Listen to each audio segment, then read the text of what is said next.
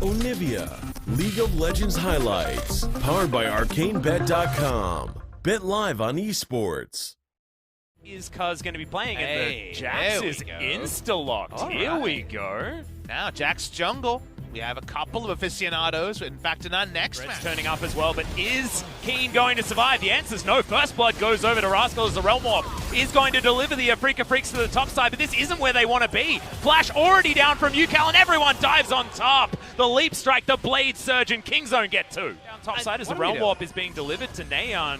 He's going to get into the brush. The flash from UCal, though, is going to be the follow-up as Neon taken down where he stands. And KingZone has hit level 9 here. It's not quite the level 6. That would have been the earlier option as Def True Shot Barrage lands onto Sen, Neon's going to turn up. Teleport in from UCal. Remember, doesn't have his flash as Neon might be in trouble now as well. Rascal's going to turn up.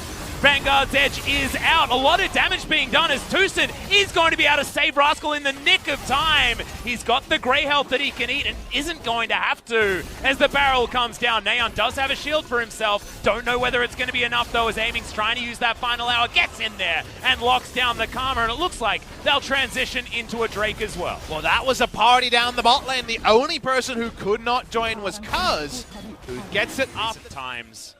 Rascal moving on down to the river here as Kane and Dread might be routed. Flawless Duet does come in there as Kane boops them all away. The barrel's going to help out there as well as the Afreeca Freecs are trying to work things out. Not able to though as Rascal grabs that first kill. Blade Surge comes in again onto Dread, who's going to go down to Neon. And KingZone have fought back here, and now, you know, Senin didn't get that memo though. He was so far up the lane and just engaged on so easily by Rascal and the rest of KingZone. 4 members down underneath this turret. UCal, what are you doing here, buddy? That is not where you want to be. Double teleports come in, though, and they do answer back. As now Cuz in potential trouble. Neon trying to keep Deft alive. He's able to do it for a while, but not long enough. As now Keen may have gone too far, but Cuz as well might be falling into that trap and does go down. Tucson a little bit late. Wait, my age a little bit.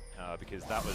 People nowadays are like, oh, I like I think Switch, they played that one in and the I don't Gold mind the Rush. DS. I don't know. Now Dread in trouble once again, but the health bars are back up to above half for the Afreeca Freecs. Another flawless duet comes out. Senin has been engaged on Vanguard's Edge. It's huge damage onto the front line, but UCal able to get himself out of there with the flash. The Braum is dead, and now Keen running for the hills. He's got a full health bar. KingZone will be able to lock this one down.